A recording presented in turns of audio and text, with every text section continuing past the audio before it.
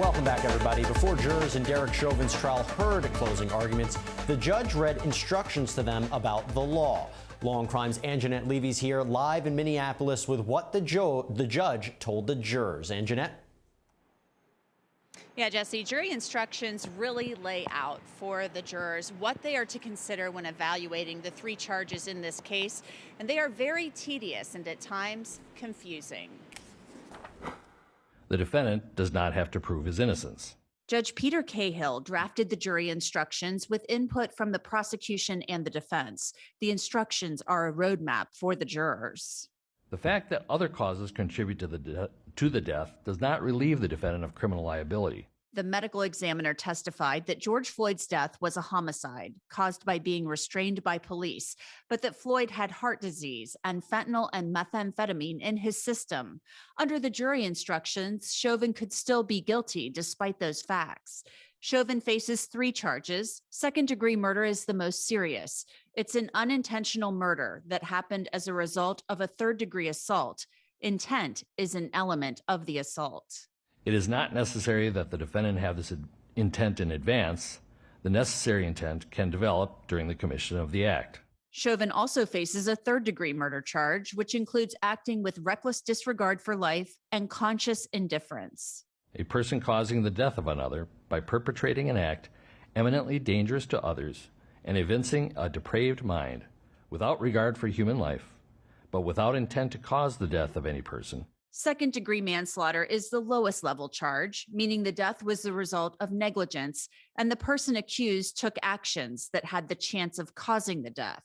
Law&Crime legal analyst Gene Rossi discusses the importance of the instructions. Whatever those instructions are, you want it very narrow so that when the prosecution tries to make their closing and rebuttal, they have a very thin lane.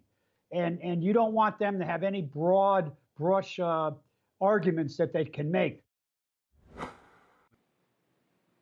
Now, the jury instructions also include language about being aided and abetted by others in the commission of these crimes.